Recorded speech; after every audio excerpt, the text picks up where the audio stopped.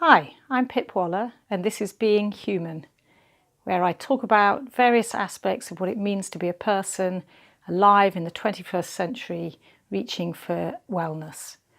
So today I'm inspired to talk about the autumn equinox and some of the things that are happening within us at this time.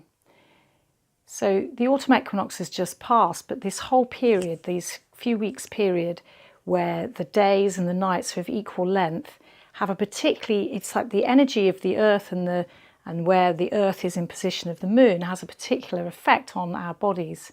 And that is similar to the effect that this time has on the tides. So I don't know if you know this, but at this time of year, autumn equinox, and again in the spring equinox, there's these particularly high tides. The gravitational pull of the moon, which is particularly close to the earth, is very strong, and that causes the sea level to rise up.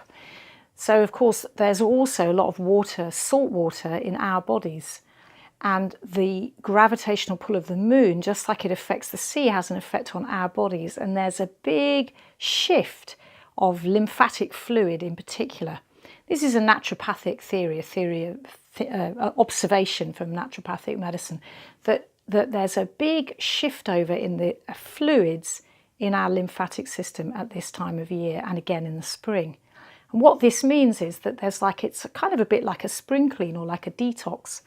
So you can imagine if you've got in your home, you've got a room that hasn't been cleaned for a while and it all needs to be spruced up. You take everything out, you shake all the rugs, you dust everywhere. There's a lot of dust in the room. It's kind of messy, it's not very nice. And then when you've cleaned everything, thoroughly cleaned everything, washed everything, you put everything back and you've got this lovely, perfectly sorted out room, and it's clean. So it's a bit like that with what's going on in our bodies at this time. We've got this big changeover of lymph fluid, so there's a big detox, a big cleaning up of anything that needs to be cleaned up. The lymph system is a drainage system that drains excess fluid and also particles that are too big to get into our blood vessels. They'll go into the lymph and then be filtered by our lymph nodes.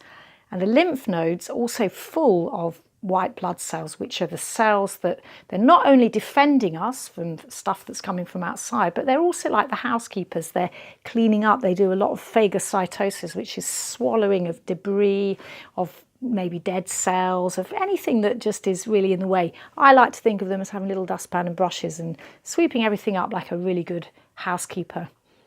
So this is what's going on. Big shift of our lymph fluid at that time. And what do we experience if we're quite toxic or if our body's, sometimes just because our body's strong enough to do it, we have a nice thing that looks like a cold. Lots of mucus is produced, we've got a fever, aches and pains. This is all the signs that spring cleaning is going on.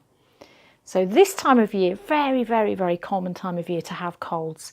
As everyone thinks, oh, it's just a bug going around, lots of colds, how terrible. But actually, if you think instead, this is good, my body's having a great detox, I'm going to look after myself, drink plenty of fluid, get the vitamin C in, maybe lemon juice in warm water. That's really a nice thing because that's also supporting your liver, which is involved very much in the detox process. 2 to 3 litres of water a day.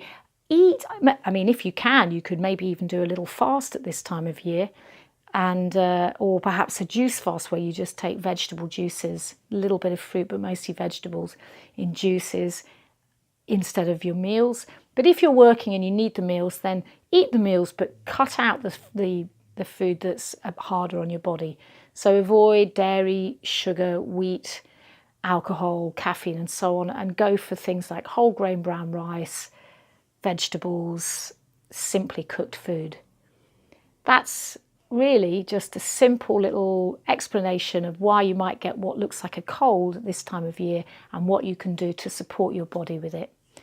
So thanks for listening. I'm Pip Waller and this is Being Human.